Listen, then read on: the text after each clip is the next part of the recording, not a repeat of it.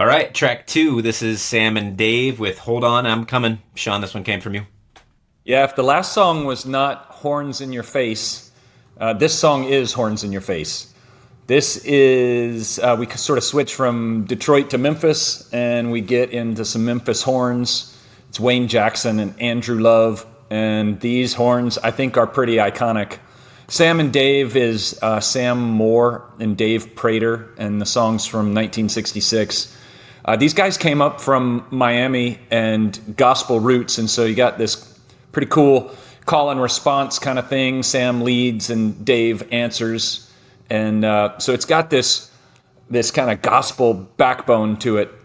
The song is, I mean, I know this band from the song Soul Man, and that's landed in several different places in movies and in pop culture all over the place. But as I went a little deeper, I was reminded of this song, and I think it's funny how it lands at the second song on the playlist, because I think sort of "Hold On, I'm Comin" is like the perfect second song of the playlist thematically. There's some, excuse me, there's some good stories around how the song came to be written, which was somewhat accidentally. They're in the studio apparently, and one of them yells to the other, "Come on," and he's like, "Hold on, I'm coming."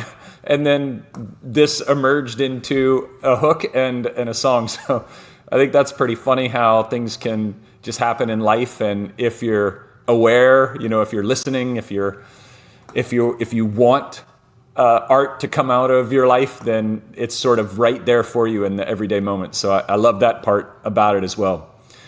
But with, we were joking about how many songs are on this playlist, on this, genre of decades long. And I will tell you that there's a specific reason why this song made the cut for the very limited 3 songs that I had. And that's because this song led to more booty shaking from the ladies in my house than any other song I was playing. So it would often happen where they're upstairs doing something and I'm downstairs kind of getting ready for bed, in the last month. And then I'm playing songs. I'm, just listening to things and thinking about which songs I want to put on the playlist. And they would come into the room and it would immediately turn into a dance party when this song was on. And I just thought, what better reason to put a song on a playlist than it has the ladies in your house get up and want to dance. So that's, what could be a more simple story than that? That's why Sam and Dave are here. And the song's awesome. Like I said, the horns are really a powerhouse, and it just feels like one of those joyful songs that makes you want to get up and do a little booty shaking. Brett, what do you think? I know you'd like to do some booty shaking. Speaking of booty shaking. I do like to do some booty shaking, and it's a sign of, I think, a natural DJ that you pick the music that moves the room. So I think that's a cool indicator. And with the trumpet wailing like it does, that little bop bop. I mean, how could you not get down with that? The whole horn section is amazing. I love that you named their names. I kind of love when you find out like different artists ended up playing with different bands at different times, and you learn their names, 70 years, 60 years later, 50 years later. That's pretty cool. So I really dig that. This song definitely got my booty shaking. It's hard not to head nod to them. When I first heard it, there was something like I want to say that it was sampled in something. And then I found that Aretha Franklin did it, and a whole bunch of other bands redid it. So maybe it's just like in the zeitgeist. The only other thing that I found of why it may have been so familiar to me when I heard it is that it was used by Obama, apparently, during his rallies in 2008. And they would say, "Hold on, Obama's coming," according to Genius.com.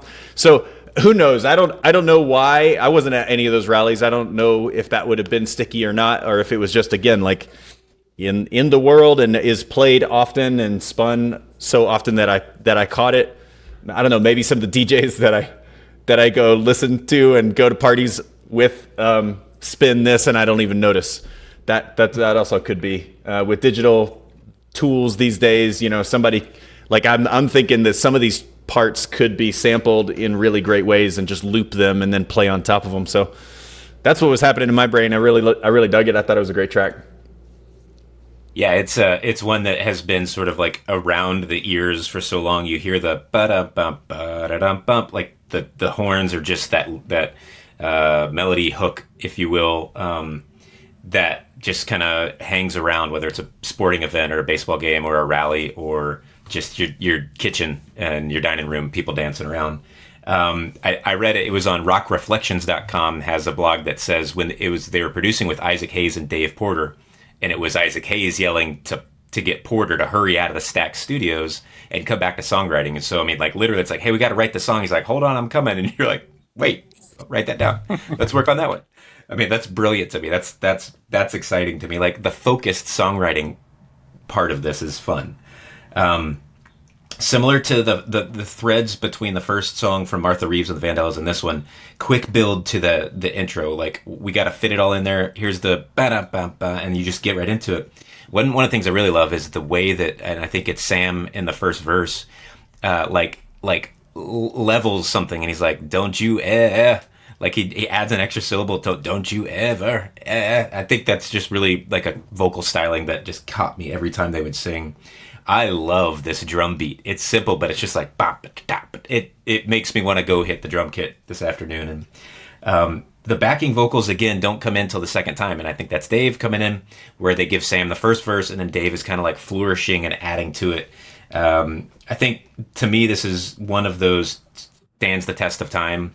Brilliant kind of capturing of a great song with easy theme, but like, you know, I'm here for you, lean on me. There's a supportive element to the hold on, I'm gonna be there, I'm gonna be there. It's like you want to be there for somebody. I know you're down, I know you're sad. I'm getting there, I'm getting there, I'm getting there. I think we can all relate to that of like trying to help, but maybe aren't in the position to do that. I mean, I just came home from a work trip and there's things going on at home. I'm like, hold on, I'm coming. I'm getting home as soon as I can. The plane's taking off on time. I'm about to land, all these different things. So this song kept coming back into me the last couple weeks as we were listening to it. I have to acknowledge, and album art, we kind of hit the Martha Reeves, but the single has Sam and Dave, and we'll throw a picture up, sitting on a turtle cartoon. I want to know where in the genius.com world they say, okay, where was that the inspiration for the single art? They're just sitting there in suits, chilling on the top of a turtle. Awesome. I love that. Hold on, I'm coming. I mean, the turtle's slow. I get it. They're sitting on them. I'm riding on a turtle. I mean, I'm just like, this is awesome. I'd love to know more about that. So, Sean, anything else to add for Sam and Dave?